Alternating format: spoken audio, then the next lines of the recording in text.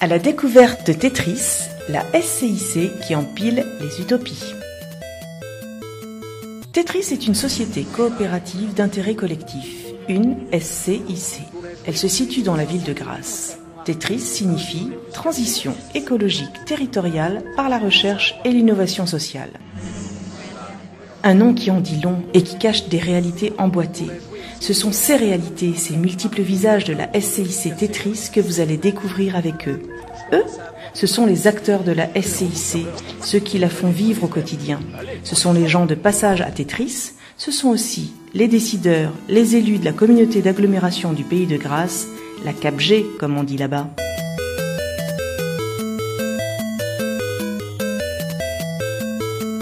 Enfin, eux, ce sont aussi les 12 étudiants du Master Ingénierie de Projet en économie sociale et solidaire de l'Université de Haute-Alsace de Mulhouse. Du 25 au 29 janvier 2016, ils se sont rendus à Grasse pour comprendre Tetris et apporter leur regard de futurs professionnels sur son fonctionnement. Cette restitution est aussi la trace de leur périple. Bonne soirée, j'allais chercher ma fille, il faut que je rentre. Pour bien comprendre la SCIC Tetris, il faut commencer par arpenter sa ville, Grasse. Alors on voit beaucoup de sortes de bibliothèques ou de dépose-livres un peu partout dans la ville, avec des livres de toutes sortes. Regarde là, il y a des belles oranges, de belles clémentines qui poussent, c'est trop joli. Oh, j'adore. Tout ce qui est né et qui a fait la ville de Grasse, c'est-à-dire au départ les tanneurs, donc le cuir, ensuite l'invention du cuir parfumé, donc la naissance des industries de la parfumerie, tout ça c'était en centre-ville, dans la vieille ville historique. Et puis au fur et à mesure ça a glissé, donc on a différents étages en fait. On a les premiers étages qui sont ici où on a cet ancien bâtiment, c'était aussi une parfumerie, puis après ça a glissé encore plus bas. Puis on voit des cheminées ici et là, et on voit que les parfumeurs, en fait, ils étaient sur la ceinture de la ville. Et puis aujourd'hui, c'est devenu des industries qui sont des industries beaucoup plus chimiques, hein, c'est des industries de l'arôme. Alors, il y a toujours des parfumeurs, il y a Limard, Fragonard, ils sont toujours là, mais ils sont sur le bas de la ville. Et là, on a des zones qui sont aujourd'hui des zones donc chimie, hein, c'est zone Céveso2, etc. Et les activités ont glissé. Ce centre-ville, il est désertifié progressivement. Du coup, c'est les endroits où c'est le moins cher d'habiter. Du coup, c'est ici que vont se concentrer une grosse partie de la population sous le seuil de pauvreté, ce qui alimente l'idée que le centre-ville c'est mal famé, etc., etc.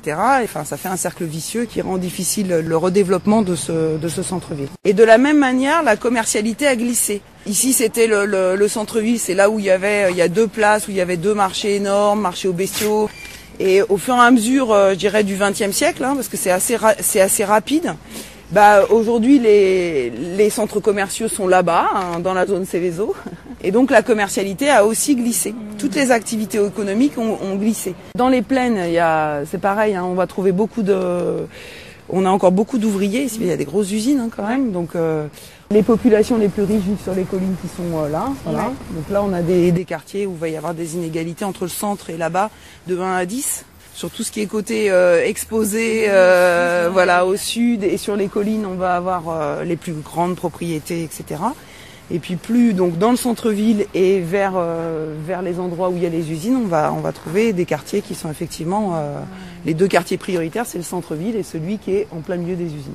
Il y a eu la refonte des collectivités locales, il a fallu qu'elles fusionnent pour devenir plus grosses. Le Pays de Grasse est né à ce moment-là. Avant, c'était 3 intercommunalités, 2 vraiment rurales et une urbaine ici. Et là, donc, il y avait un enjeu de retrouver une identité par rapport à tout ça. C'est ça le paradoxe aussi d'un territoire qui va pas jusqu'à la mer. Il y a l'héliotropisme et le tourisme ici, et là-haut, c'est des zones de montagne, avec les enjeux de la montagne. Et donc une urbanisation n'importe comment. Hein, je veux dire, il n'y a pas de plan. Il y a des plans maintenant, mais rattraper l'urbanisation. Enfin, c'est Gisèle, elle est où Gisèle? Elle est là. Qui grassoise depuis sa naissance, hein, même avant. C'est une urbanisation n'importe comment, anarchique, sans aucun plan. Il y a des bâtiments, il y a des usines emmêlées, il y a des friches industrielles qui ont été abandonnées et puis pour que les usines descendent encore plus bas. Il n'y a pas de cohérence. Hé, t'écoutes quoi? Tetris. Quoi? Chut, Tetris, c'était toi. Voilà, vous voyez cette couleur-là. Cette couleur, c'était partout. Il y avait les gens, ils mettaient leurs draps, ça sentait la lavande. C'était magnifique. Il y avait des fleurs de partout. Il y avait les batailles de fleurs. Quand c'est magnifique. Mais il n'y a plus les moyens à restaurer tout ça. Ce centre-ville, il est en zone prioritaire, quartier prioritaire de la ville. Vous allez voir qu'il y a gros problème pour la commercialité à l'intérieur de ce centre-ville, du fait que c'est piéton, du fait qu'il y a aussi les autres quartiers de Grasse considèrent qu'ici c'est malfamé, que c'est voilà. Moi, io sono italiano, quindi n'arrivo pas à parler bien le français. Ce sont 2 années que je suis ici. J'ai vu beaucoup de choses qui ne marchent pas bien, mais ça va. Qu'est-ce qui marche pas bien? Però ça va. Et après, j'ai trouvé ici un terrain de boule où tout le monde vient amuser un peu. Et alors, ça va. Hein. La ville de Grasse, qu'est-ce que tu penses? C'est bien, pour nous, ça va, c'est bien. Nous, on joue aux boules, on est bien. On fait, des pères de on famille, fait honneur, des grands-pères. On fait honneur à toute la famille, à des gens, des pères des de gens famille. qui sont plus anciens que nous. Donc nous, on fait honneur. La tradition des boules, eh ben, c'est parce que on est dans le sud. Hein. Nous, on est compétiteurs. On est amateurs, compétiteurs. Les Grassoises, elles sont où? On les voit pas. Ah non, elles viennent pas. Pourquoi? Parce que c'est un terrain d'hommes, c'est pas un terrain de femmes. Parce que Si, les femmes, ils sont les bienvenus, les femmes. Elles viennent quand elles veulent. On se dit toujours la mixité sociale, tout ça. Et des fois, ça ne marche pas. Et souvent, ça ne marche pas. Donc, et en plus, ces vieux appartements sont mal isolés. Alors, quand vous aviez une seule famille qui y vivait, ça passait. Mais quand vous avez des familles qui ont des façons de vivre différentes, où il n'y a pas de respect, ça frotte un peu et les gens abandonnent le centre historique. Les anciennes générations sont bien présentes. Elles râlent beaucoup de la situation parce que pour avoir connu, et là je dirais à juste titre, Grasse vraiment autrement, elles comprennent pas ce qui se passe aujourd'hui. Malheureusement, avec un Front National qui prend une ampleur énorme sur la région, ils ont tendance aussi à se laisser embarquer par ces sirènes-là, je sais même pas comment les appeler. Et ça crée là par contre encore plus un fossé. Ouais. La chose qui est un peu difficile ici, c'est qu'il y a à la fois des territoires qui sont zones prioritaires de la ville, comme ce centre-ville, et des territoires ruraux à revitaliser. Des objectifs de la politique publique qui est posée à l'ESS, c'est de contribuer à la revitalisation et en tout cas à la fois des zones rurales et des quartiers prioritaires.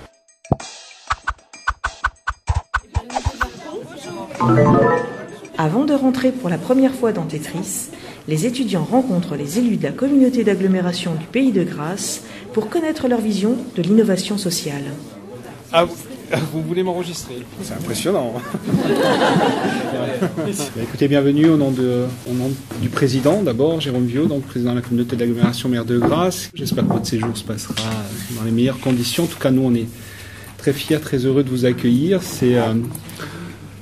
C'est la suite d'un travail qu'on mène depuis quelques années. Vous trouvez, dans ce service-là qui aujourd'hui regroupe 23 personnes, vous trouvez en fait 3 pôles d'activité.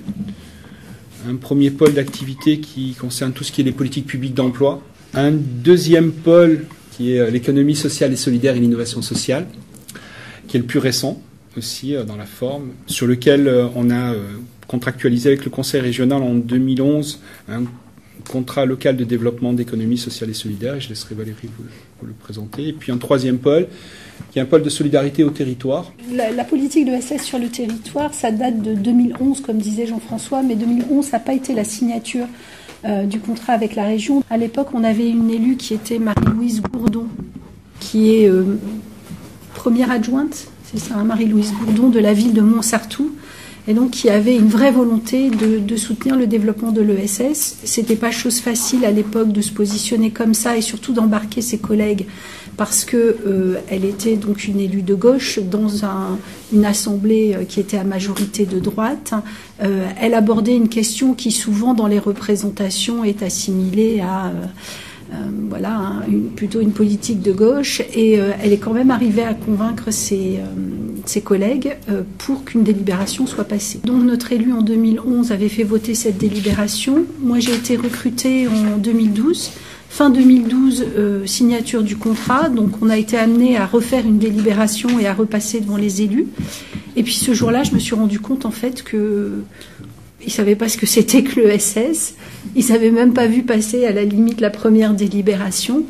Et donc c'était assez compliqué de se retrouver face à des élus qui étaient vraiment dans les représentations les plus caricaturales qu'on peut avoir de l'ESS. Et en se disant oulala, mais c'est vraiment pas gagné.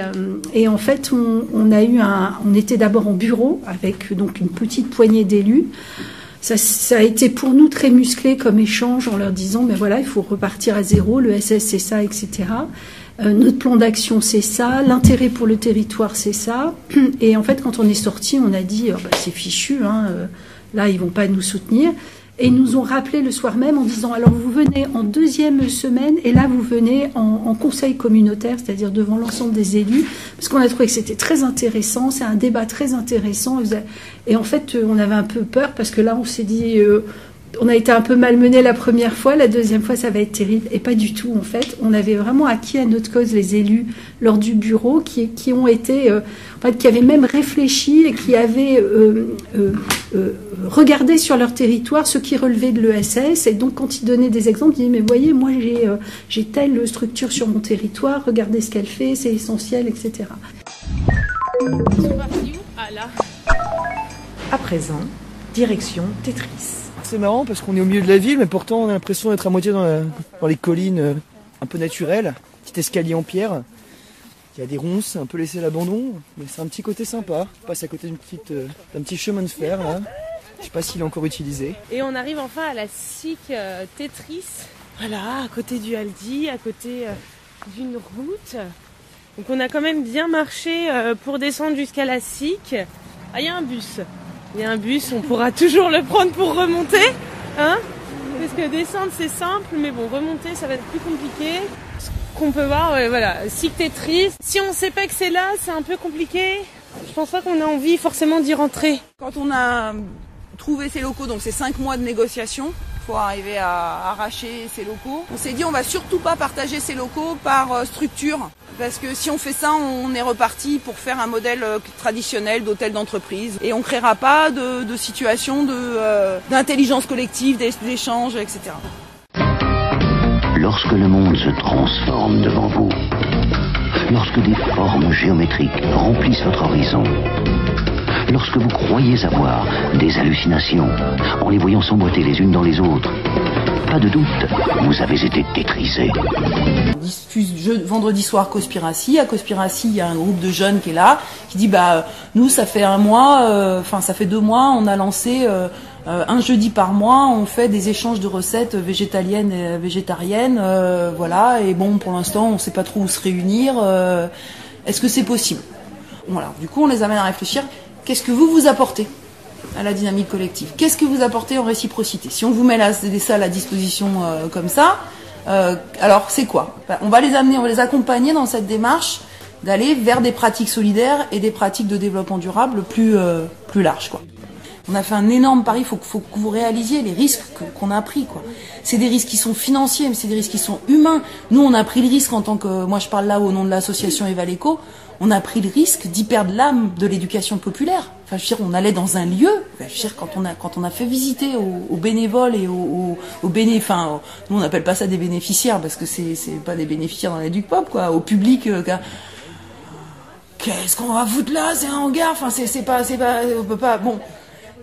Le risque de perdre nos bénévoles, parce qu'ils s'y trouvaient plus, quoi. Ils étaient dans une association d'éducation populaire, je retrouve dans un truc immense comme ça, enfin, elle est où ma place, je fais quoi ici, enfin, donc on a pris énormément de risques, les chantiers ont pris un risque fou aussi, enfin, de regrouper au même endroit les chantiers, ça pouvait faire exactement l'inverse. Nous on avait fait le pari que ça serait moteur pour les personnes en insertion, mais ça pouvait être le way aussi total, quoi. Tetris. À Grasse. La SCIC qui empile les utopies. Nous sommes venus apporter des choses. Des tissus, des anciens vêtements, des câbles électriques, un paquet de câbles électriques, ordinateurs et téléphones.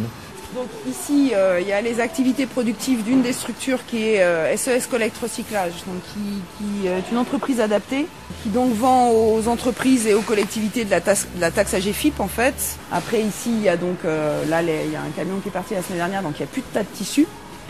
Le tas il a disparu, il allait jusqu'au plafond, hein. Il allait jusque là, il y avait pratiquement il y avait 70 tonnes de tissus à un moment donné ici stockés. Faites attention de rien toucher. On touche rien. Couper. Bah ouais, pas de souci. Je vois plein de choses, j'essaie d'apporter des trucs, ça me plaît parce que j'ai envie de le faire, parce que je suis en train de changer complètement de filière. J'ai envie de me rendre utile, tu vois. J'ai ma petite entreprise, mais courir derrière quelque chose qui ok, on se lève le matin, on veut gagner notre vie, c'est différent. C'est différent, mais là quand tu te lèves, tu sais que tu te rends utile, ça te donne envie, surtout maintenant, cette période où on te parle de crise, on te parle de plein de choses. Donc à partir de là, je me suis dit pourquoi pas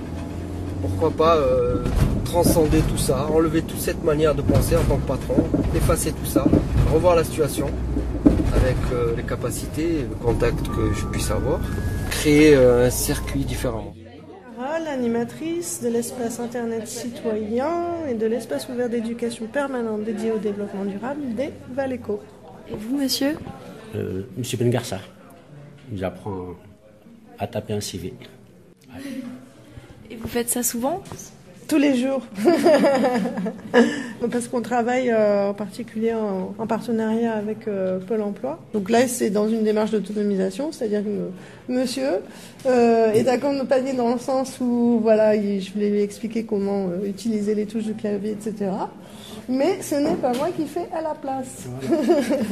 Voilà. Donc les projets vont maturer ici avec des gens qui passent dessus, aussi bien des bénévoles, des jeunes au service civique, des salariés dans l'insertion qui vont avoir éventuellement un bagage d'avant et qui vont l'apporter, et voilà. Et le projet mature alors à son rythme. Et quand il est mûr, Tetris va chercher des financements et ça va devenir une activité. Et ceux qui vont être légitimes pour prendre cette activité en tant que salariés, c'est ceux qui auront participé à son élaboration dans l'incubateur. Donc on est aussi dans la logique beaucoup sur la réciprocité, c'est-à-dire accepter de donner, recevoir en même temps du lien social, de la convivialité, ok, mais j'accepte de donner pour construire un projet dans lequel après, éventuellement, je recevrai du monétaire. Je suis Denia Machon, je suis en première bac pro accueil au lycée Francis de Croisset et je suis stagiaire ici en tant qu'hôtesse d'accueil. J'ai appris beaucoup de choses, comment fonctionne Valéco, toutes les sociétés toutes les associations qui se trouvent ici et ça me plaît beaucoup. Quand on vous dit éducation populaire, c'est pas mon truc, je suis plutôt hôtesse d'accueil. Le facteur humain, il est central, c'est la finalité, c'est en même temps le moteur. Et en même temps, c'est un point de fragilité des dynamiques ESS par rapport à des dynamiques entrepreneuriales traditionnelles, dans lesquelles l'humain ne compte pas, c'est la fonction qui compte. Oui, on travaille ensemble. C'est le chef qui nous donne les ordres. Après, on coupe les légumes, on cuisine des fois, il nous donne des conseils et tout. Puis chacune apporte quelque chose. Si par exemple, on peut faire des spécialités, comme la dernière fois, Nadia, elle a fait le tagine marocain, elle a fait le couscous. La semaine prochaine, Nabila va faire une soupe algérienne. Donc, on essaie d'agrémenter un peu le tout, quoi. Enfin, on change tout le temps de menu, on change toutes les semaines, tous les jeudis, on affiche le menu pour la semaine d'après. On prend des idées, on cherche un peu partout, quoi. Et on travaille avec des produits bio et locaux. Donc ça, c'est important aussi, hein. Nous, derrière les structures, ce qu'on a remarqué quand même, c'est que les coopérations se construisent par des liens interpersonnels. C'est des rencontres entre des hommes et des femmes. C'est pas des rencontres entre des structures. Et c'est les hommes et les femmes qui vont amener leur structure vers la coopération et vers faire partie d'une dynamique collective. Voilà, c'est comme ça. Je veux dire, derrière, il y a putain de facteur humain, comme on dit, hein. Il est là, il est présent, et c'est quand même des affinités qui, au départ, font que des structures se rapprochent et commencent à imaginer un petit partenariat, puis ensuite d'aller plus loin. Ce qui pose la question de qu'est-ce qui se passe dans les dynamiques collectives comme on construit là, quand les gens change? Alors nous, disons qu'on est en lien avec tout ce qui se fait au niveau des Valéco. Donc c'est Valéco qui nous a informés de la mise en route de ce type d'activité. Vous êtes en lien, vous participez aux activités, c'est ça? De temps en temps, on participe aux activités des Valéco. Je trouve que c'est un réseau très dynamique et sur lequel on aime bien participer. Alors plutôt que d'aller sur d'autres réseaux, puisqu'on a sur les vêtements, n'importe quoi sur le Secours catholique ou autre, ou Secours populaire ou autre réseau, on nous dit pourquoi pas ici, si on peut amener notre petite pierre à l'édifice, on y contribue volontiers. Enchanté, c'est Kevin Adrien. Je suis donc apprenti au sein de l'association Réseau Teddy. De ce fait, je m'occupe de tout ce qui est récupération de matériel informatique usagé, donc ce qui est communément appelé des déchets. Donc pour être plus exact, D3E, déchets électriques et électroniques. Je m'occupe de tout ce qui est de la récupération, de l'entretien de ces déchets. Par rapport à cette injonction, ou en tout cas cette demande des pouvoirs publics, il y a eu la création d'une boutique qui est portée par un collectif. Les produits que vous voyez en vitrine sont fabriqués à Tetris. En fait, vous verrez la fabrication en bas. En ce qui concerne tout ce qui est maroquinerie, bois, etc. Après, il y a des producteurs locaux, essentiellement bio, alors ou bio ou locaux, de la spiruline locale. Enfin bon, il y a plein de choses comme ça qui est vendu ici. Et c'est un peu la base, je dirais, pour l'autre boutique, pour nous, pour développer des activités en centre-ville. Alors je suis responsable du chantier d'insertion, puisque la boutique, avant de vendre, forme des personnes à la vente. On a un producteur d'huile essentielle très très impliqué dans le projet, qui est venu là encore récemment pour expliquer vraiment son travail, sa façon de travailler, tout ce que ça peut apporter. Donc oui, il y a vraiment quelque chose où on essaie de communiquer le plus possible maintenant aussi sur toutes les personnes impliquées dans le projet. Alors qu'est-ce qui se passe ici dans ton atelier? Donc c'est en fait un atelier participatif, partagé, moi je préfère dire, où les adhérents peuvent venir profiter de l'outillage, du local, que l'on n'a pas forcément lorsqu'on habite en appartement, et des connaissances que l'on peut leur fournir ou que l'on peut aller chercher sur Internet pour réparer leur vélo, l'entretenir, et ensuite confectionner aussi des vélos un peu bizarroïdes pour laisser parler la créativité de chacun. Vous êtes un peu désorienté? Tetris, matrice en construction, empilement d'utopies, peut parfois surprendre lors de la première visite. Ce foisonnement de service civique, là, je discutais avec Anne-Cécile qui m'expliquait qu'en fait c'était très marrant parce que du coup ils ont fait une salle avec les jeunes en fait. Ils ont foutu quasiment tous les services civiques bosser dans la même salle. Et du coup, leurs tuteurs les tuteurs des différents services civiques sont tous extrêmement occupés, ils font beaucoup de choses. Donc en fait, ça crée apparemment une grosse dynamique de groupe, quoi. C'est-à-dire qu'en fait, quand il y en a un qui galère sur son projet, tous les autres viennent l'aider. Ouais. Et ensuite, ils reprennent tous leur projet, puis ça s'échange tout le temps comme ça. Et ils ont créé une espèce d'organisation inter-service civique qui a l'air vraiment intéressante. Je trouve que du fait qu'ils soient, par exemple, là, ils développent énormément d'initiatives, les Eric, etc., tu vois. Et si t'es pas connaisseur de la question, là, moi, j'ai été noyée sous 1 million de termes différents d'initiatives, et t'es là, waouh, mais qu'est-ce que c'est tout ça, tu vois. Je me mets à la place de quelqu'un qui s'y connaît absolument pas dans le milieu. Voilà, enfin, déjà entre l'Eric Lab, Eric machin, j'étais là, d'accord. Vous êtes sur les énergies, vous êtes sur les déplacements, vous êtes sur la formation, vous êtes sur l'insertion, vous êtes... Sauf que nous, c'est parfaitement cohérent par rapport à notre approche du développement durable. Tout ça font partie des freins à lever pour que les gens aient la réelle capacité sur le territoire de choisir la vie qu'ils ont envie qu'ils jugent légitime d'être vécue. Amélie, Tamar, Franck, Anne-Catherine, Rachel, Mathieu, Thomas, Julien, Emma, Catherine, Khadija et Gaël, accompagnés de Martine Thévenot, vous entraînent à leur suite. See, what some people don't realize is that you can't stereotype my group as a hip-hop group. Hip-hop, because we do it all. Hip-hop, trance, pop, techno, rock, R&B, you name it, we've done it. It don't matter to me if the beat is hot, we gon' kill it.